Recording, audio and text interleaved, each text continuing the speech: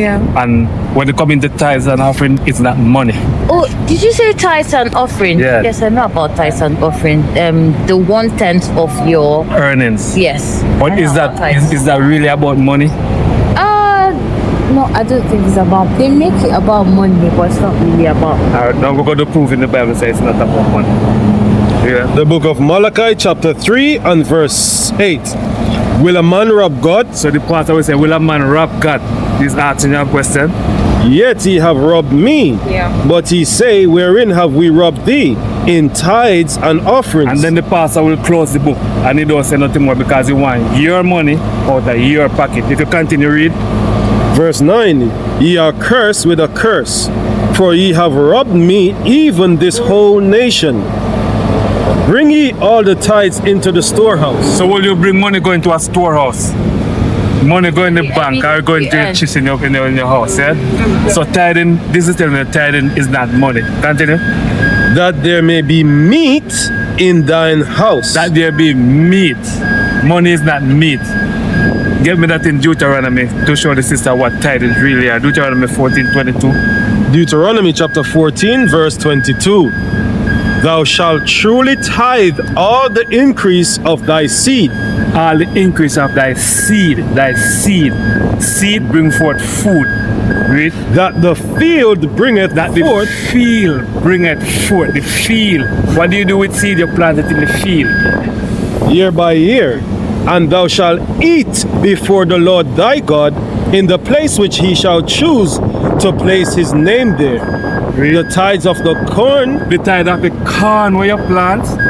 You understand? That is it. That is tithes. Tithe was for the Levites because they didn't have no land, they didn't have no inheritance. So what the other 11 tribes have to do, they have to come together every year with what they provide and give to the Levite. So they say tithe of thy corn, of thy wine, of thy wine, and of thine oil, and of thy oil. and of the firstlings of herds and of thy And flocks. there was a lot of people who was raising sheep, cow, goat, you understand? The first thing of the flock, that will take for the Levites, because it's theirs, you understand, to give to them, because they didn't have any inheritance. That is the tithe where the Bible talk about. It ain't me money. That thou mayest learn to fear the Lord thy God always. Verse 24. And if the way be too long for thee, So now we have to bring all the tithes to Jerusalem. So they said, if the way be too long, this is how the money going to come in. Reach. so that thou art not able to carry it, Because back in them days, we never have bus, taxi, we never have airplane or ship. We have ship, but when you get to the land, you'd have to walk or we'd have a couple of camels or whatever to bring the goods. So it's like, if it's too far, or if the place be too far from thee, which the Lord thy God shall choose to set his name there, when the Lord thy God hath blessed thee, then shalt thou turn it into money. so no, if the place is too far, you have a lot of goods carrying. When you get certain place, you're going to turn it into money. You understand? And here what we're going to do with the money when we turn it into money. Read. Then thou shalt turn it into money, and bind up the money in thine hand, and shall go unto the place which the Lord thy God shall choose. And thou shalt The most I choose Jerusalem. and thou shalt bestow that money for whatsoever thy soul lusteth after, for oxen, or for sheep, or for wine, or for strong drink. So you say, he never said give the money to the pastor. So when you turn the goods into money, you're going to return when you reach at Jerusalem and then you're going to buy stuff with the money. He never said give the money to the pastor. So there's no way and no time in the church the pastor should tell you to give your 10% that you earned it, because tithing is not money. Tithing is what you grow of your crop and your herd and your firstling of your sheep or your cow. Whatsoever thy soul desireth, and thou shalt eat there before the Lord thy God, and thou shalt rejoice, and thine household.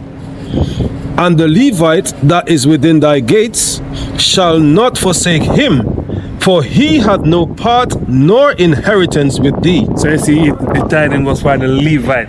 You understand? For the tribe of Levite. No, we are not in our homeland no more. You understand? We have been scattered for the four corners of the earth. So should the pastor be still collecting tithe offering? Because it was for the Levite. Where are the Levite today?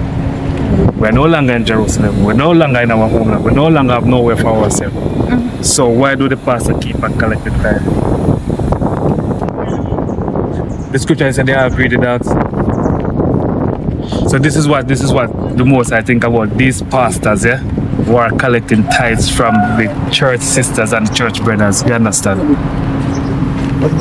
Because they have it and they should be in their own pocket. They don't help you out. They would never pay your rent. They would never carry you go to Tesco and eat and say buy you some shopping if you can't afford it. They will never do that. They will force you to pay 10% of your earnings every week you go to church. Isaiah chapter 56 and verse 10. His watchmen are blind. They are all ignorant. They are all dumb dogs. So these are the it's done to the past. These are the pastors. You understand? They're supposed to be watching over us or watch out for the nation of Israel. But what? They cannot bark, sleeping, lying down, loving to slumber. Yea, they are greedy dogs which can never have enough. So they are greedy dogs.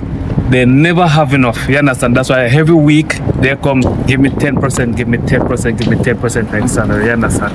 And all when they want aeroplane, they want 10-story building, they still don't have enough. Because as the Bible said, they are all greedy dogs. They're just there for their own gain and not for the children of Israel. Across the earth, the prophets move. From city streets to distant lands, the message is the same. Israel must rise. Through every quest, every journey, the truth spreads. No border can contain it. No distance can silence it. Our nation lives in every moment. In joy, we celebrate marriages.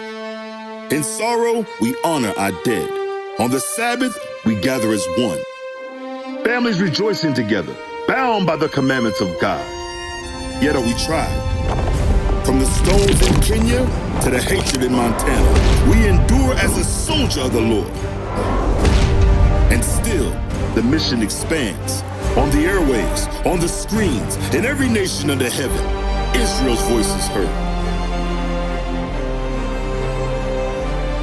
We build our communities. We raise our children in royalty. We restore what was broken. We clean what was defiled. We show the world who we are.